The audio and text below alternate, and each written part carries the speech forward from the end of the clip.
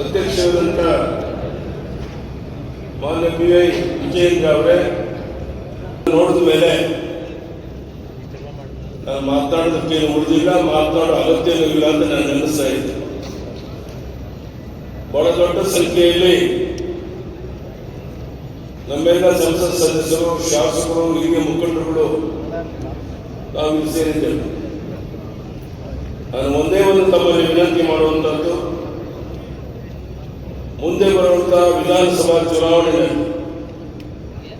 ನಮ್ಮ ಸ್ವಂತ ಶಕ್ತಿ ಮೇಲೆ ಕರ್ನಾಟಕದಲ್ಲಿ ಅಧಿಕಾರಕ್ಕೆ ಬಂದು ಈ ಭ್ರಷ್ಟ ಸರ್ಕಾರವನ್ನು ಕಿತ್ತೊಗೆಯುವಂತ ಒಂದು ಸಂಕಲ್ಪವನ್ನು ಮಾಡಬೇಕಾಗಿದೆ. ಇಲ್ಲಿ ಸೇರಿರುವಂತಹ ಎಲ್ಲ ಹಿರಿಯ ಕಾರ್ಯಕರ್ತರು ಮನಸ್ಸು ಮಾಡಿದ್ರೆ ನನಗನ್ಸುತ್ತೆ ಇದೇನು ದೊಡ್ಡ ವಿಷಯ ಅಲ್ಲ ಅಂತ. ನನಗೆ 100ಕ್ಕೆ 100 ವಿಶ್ವಾಸ ಇದೆ.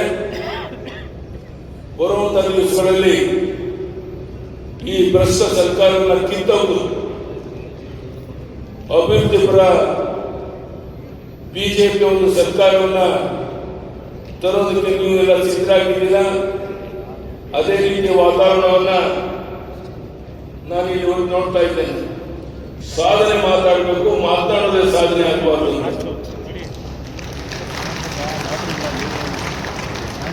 ನಮಗೆ ಆದರ್ಶ ಈ ದೇಶದ ಪ್ರಧಾನಮಂತ್ರಿ ನರೇಂದ್ರ ಮೋದಿಜಿಯವರು. ನಾನು ನಿಮ್ಮನ್ನೇ ಕೇಳ್ತೇನೆ, ಯಾವ್ದಾದ್ರು ಒಂದು ದಿವಸ ಅವರು ವಿಶ್ರಾಂತಿ ಪಡೆದನ್ನು ಕೇಳಿದ್ರೇನು? ಜಗತ್ತಿನ ಉದ್ದಗಲಕ್ಕೆ ಪ್ರವಾಸ ಮಾಡ್ತಾ ಭಾರತೀಯ ಜನತಾ ಪಾರ್ಟಿಯ ಒಂದು ವಿಚಾರಧಾರೆಗಳನ್ನ ಜಗತ್ತಿಗೆ ಪರಿಚಯಿಸ್ತಾ ಇಡೀ ವಿಶ್ವವೇ ಮೆಚ್ಚೋ ರೀತಿ ಕೆಲಸ ಮಾಡ್ತಿರುವಂತ ನರೇಂದ್ರ ಮೋದಿ ಅಂತವರ ನಾಯಕತ್ವ ನಮಗೆ ಸಿಕ್ಕಿರಬೇಕಾದ್ರೆ ನನಗನ್ಸುತ್ತೆ ನಾವು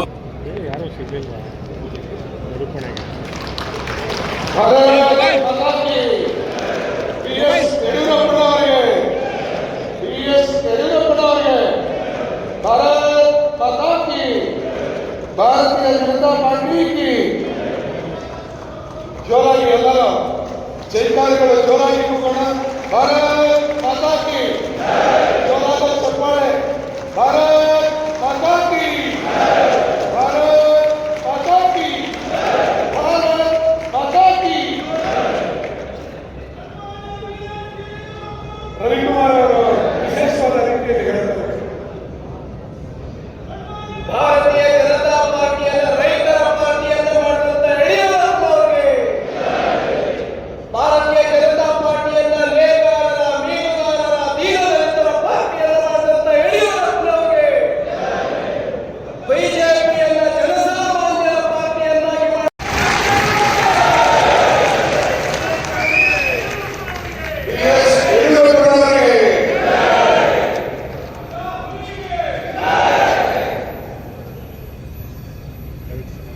ಕರ್ನಾಟಕವನ್ನ ಪ್ರಥಮ ರಾಜ್ಯವಾಗಿ ಭಾರತೀಯ ಜನತಾ ಪಾರ್ಟಿಯ ಆಡಳಿತಕ್ಕೆ ತಂದಂತ ಸನ್ಮಾನ್ಯ ಯಡಿಯೂರಪ್ಪ ಬಗ್ಗೆ ಒಂದು 4 ಮಾತುಗಳನ್ನು ಆಡಬೇಕು ಅಂತ ಹೇಳುವಂತ ಆ ಒಂದು ಮನಸ್ಸು ನನ್ನಲ್ಲಿತ್ತು.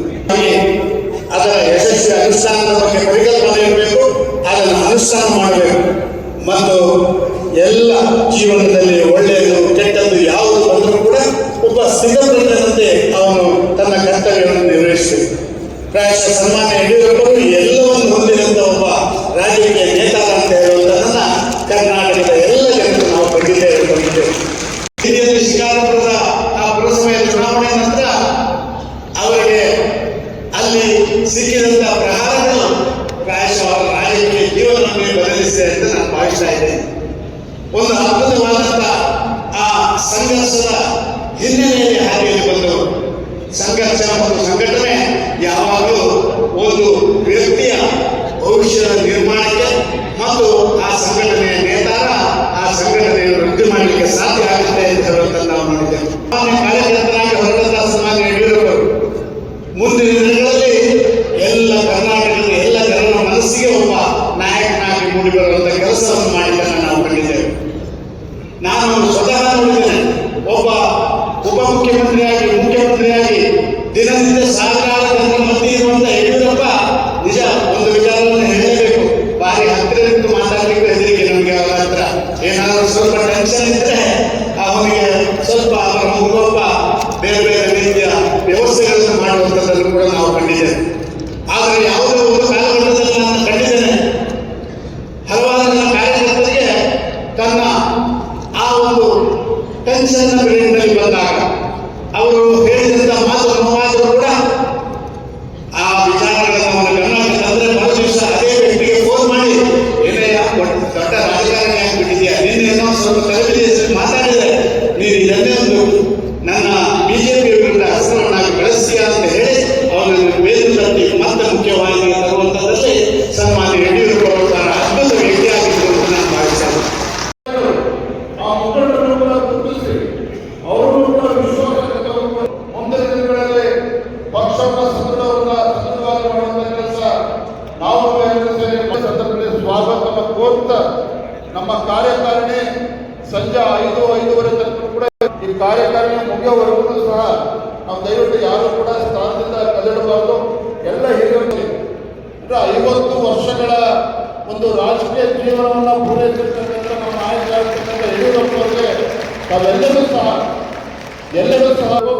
ನಮ್ಮ ರೈತ ನಾಯಕರು ನಗರಕ್ಕೆ ಸೀಮಿತ ಆಗಿರ್ತಕ್ಕಂಥ ಭಾರತೀಯ ಜನತಾ ಪಾರ್ಟಿಯನ್ನ ಹಳ್ಳಿಗಳಿಗೂ ಕೂಡ ಕಟ್ಟಿಕೊಂಡಿರ್ತಕ್ಕಂಥ ಯಡಿಯೂರಪ್ಪ ಅವರಿಗೆ ಮತ್ತೊಮ್ಮೆ ಅವರಿಂದ ಕರತಡದ ಮುಖೇನ ಅವರಿಗೆ ಅಭಿನಂದನೆ ಸಲ್ಲಿಸಬೇಕು ಅಂತ ಹೇಳ್ತಾ, ಬಲೋ ಭಾರತ್ ಮಾತಾ ಕಿ, ದೇಶದ ಹೆಮ್ಮೆಯ ಪ್ರಧಾನಮಂತ್ರಿ ನರೇಂದ್ರ ಮೋದಿಜಿ ಅವರಿಗೆ, ರಾಷ್ಟ್ರೀಯ ಅಧ್ಯಕ್ಷರಾಗಿರ್ತಕ್ಕಂಥ ನಿತಿನ್ ನಬೀನ್ ಜಿ ಅವರಿಗೆ, ರೈತ ನಾಯಕ